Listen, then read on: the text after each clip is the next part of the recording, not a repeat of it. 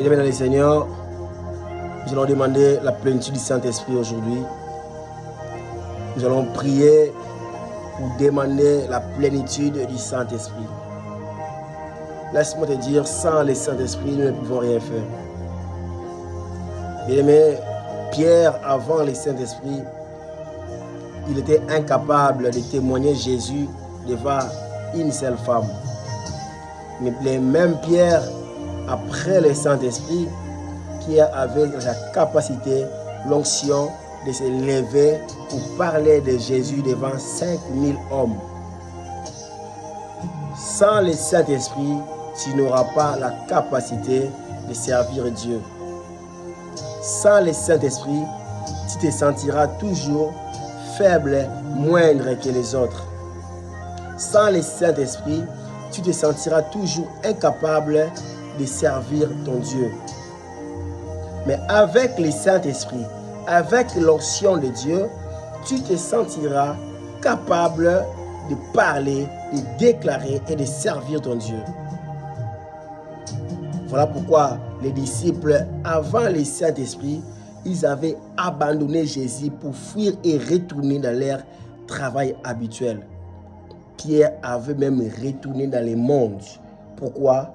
Parce qu'il n'avait pas encore le Saint-Esprit de Dieu. Voilà pourquoi, après avoir que Jésus ressuscité, la Bible dit, Jésus a dit à ses disciples, allez attendre. Allez à Jérusalem. Allez attendre. Après 50 jours, le Saint-Esprit descendra sur vous. Le Saint-Esprit descendra sur vous. Mais les disciples, il fallait que les disciples attendent encore pendant 50 jours. 1 mois et demi. Dans la chambre, en train de prier et intercéder.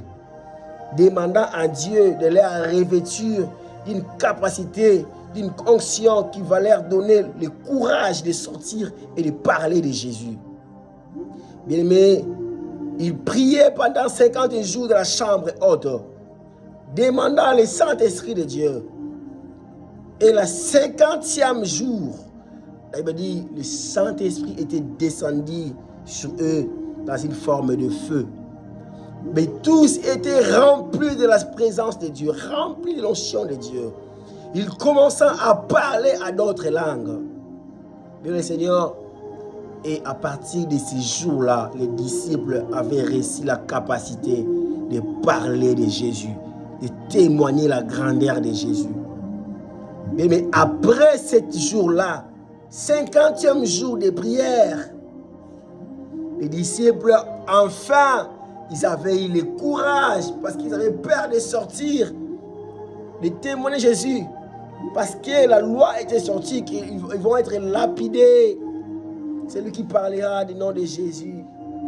Mais avec le Saint-Esprit, les disciples avaient reçu la puissance et le pouvoir même de ne pas craindre la mort. Même de ne pas craindre la mort. Ils ont dit, nous allons affronter la mort. Mais regarde, tu verras les disciples, mais ils étaient morts pour la parole de Dieu. Il y a certains qui étaient décapités, certains qui étaient même crucifiés.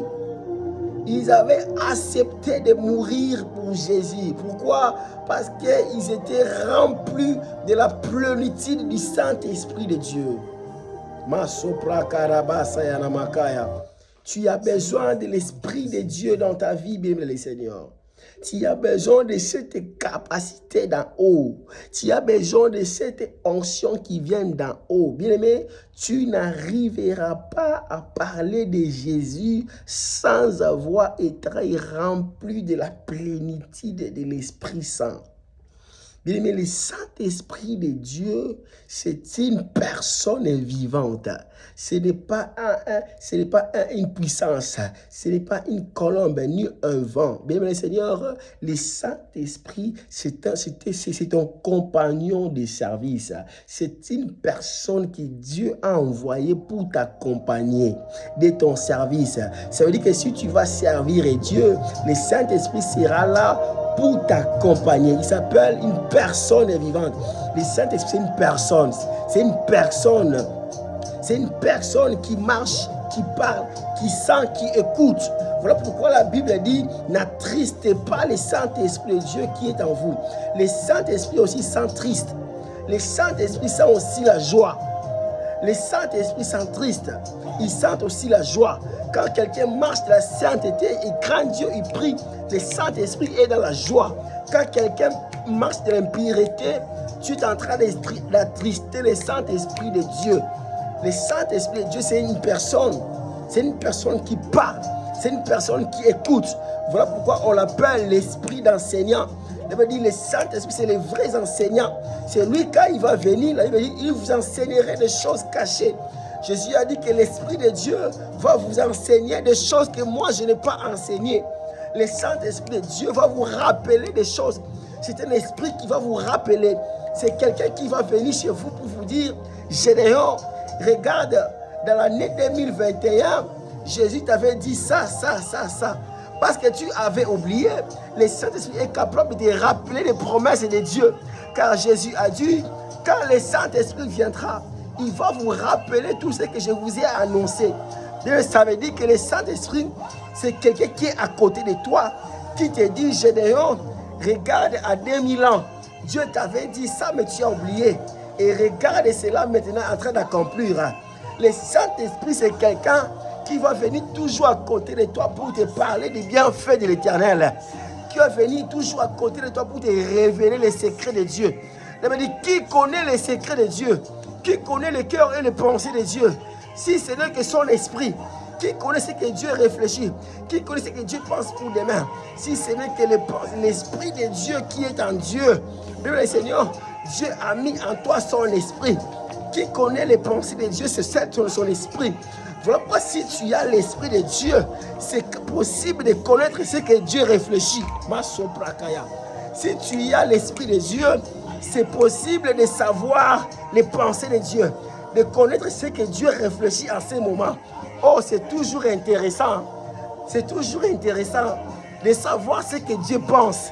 Est-ce que tu as déjà réfléchi sur ça? L'esprit de Dieu, c'est l'esprit qui est en Dieu. La Bible dit, qui connaît les pensées de Dieu, si ce n'est que l'esprit qui est en lui. Et cet esprit que Dieu a donné à toi. Pourquoi? Pour que tu puisses avoir un lien entre lui et Dieu. Entre toi et Dieu. Pour que tu puisses commencer à être connecté pour comprendre aussi les pensées du ciel. Oh là là. L'esprit de Dieu est là pour te faire connecter du ciel. Comme ça, tu vas avoir la capacité de comprendre les pensées du ciel, les projets qui se font dans le ciel. Les projets qui se font dans le ciel, c'est que Dieu pense pour toi et pour ta famille et pour les autres. Tu as besoin de cet esprit de Dieu. Tu as besoin d'être rempli. Toi, tu as besoin d'être rempli. Bien, Seigneur, sans le Saint-Esprit, je n'arrive pas à prêcher. Bien, Seigneur, là où tu es, tu as besoin de ça. Lève tes deux mains là où tu es. Si tu as besoin d'être rempli de l'Esprit de Dieu, tu as besoin de marcher avec l'Esprit de Dieu. Lève tes deux mains. Déclare après moi, Seigneur Jésus-Christ, remplis-moi de ton esprit pour parler de ta part, prêcher ton évangile, pour marcher dans la puissance, dans la sainteté, dans la sanctification. Sans le Saint-Esprit, nous ne pouvons rien faire. Saint-Esprit de Dieu, viens nous accompagner de cette marche de la vie chrétienne. Sans toi, nous ne pouvons rien faire. Saint-Esprit de Dieu, accompagne-nous dans cette marche chrétienne, dans cette marche sans fin jusqu'au ciel. Au nom de Jésus, reçois le Saint-Esprit de Dieu. Recevez le Saint-Esprit de Dieu. Recevez le Saint-Esprit de Dieu là où tu es. Recevez le Saint-Esprit de Dieu là où tu es. Je souffle sur toi la puissance du Saint-Esprit. Recevez le Saint-Esprit de Dieu.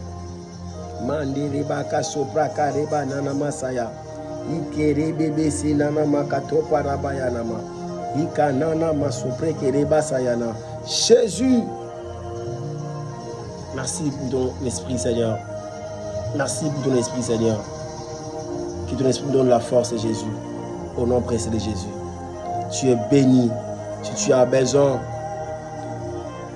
d'être rempli et revêtu du Saint-Esprit, priez, demandez la plénitude du Saint-Esprit et Dieu ne manquera pas à te bénir. Que Dieu te bénisse.